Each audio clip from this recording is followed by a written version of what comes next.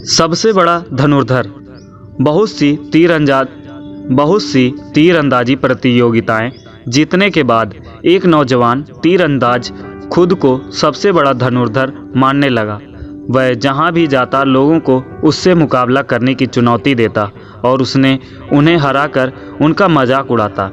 एक बार उसने एक प्रसिद्ध जिन मास्टर को चुनौती देने का फैसला किया और सुबह सुबह पहाड़ों के बीच स्थित उनके मठ जा पहुंचा। मास्टर, मैं आपको तीरंदाजी मुकाबले के लिए चुनौती देता हूं, नवयुवक बोला।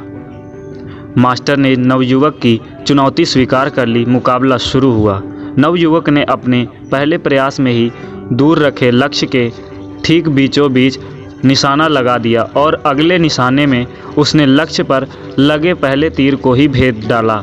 अपनी योग्यता पर घमंड करते हुए नवयुवक बोला, कहिए मास्टर, क्या आप इससे बेहतर कर के दिखा सकते हैं? यदि हाँ तो करके दिखाइए, यदि नहीं तो हार मान लीजिए। मास्टर बोले, पुनः मेरे पीछे आओ। मास्टर चलते चलते एक खतरनाक खाई के पास पहुंच गए। नवयुवक यह सब देखकर कुछ घबरा गया और बोला, मास्टर, ये आप मुझे कहाँ लेकर जा रहे हैं? मास्टर बोले, घबराओ मत पुत्र, हम लगभग पहुँच ही गए हैं, बस अब हमें इस जर्जर पुल के बीचों बीच जाना है। नवयुवक ने देखा कि दो पहाड़ियों को जोड़ने के लिए एक काम चलाऊ पुल का निर्माण किया था और मास्टर उसी पर जाने के लिए कह रहे थे। मास्टर पुल के बीचों बीच पहुँचे, कमान से तीर निकाला और दूर एक पेड़ के तने पर सटीक निशाना लगाया। निशाना लगाने के बाद मास्टर बोले, आओ पुत्र, अब तुम भी उसी पेड़ पर निशाना लगाकर अपनी दक्षता सिद्ध करो। नवयुवक डरते डरते आगे बढ़ा और बेहद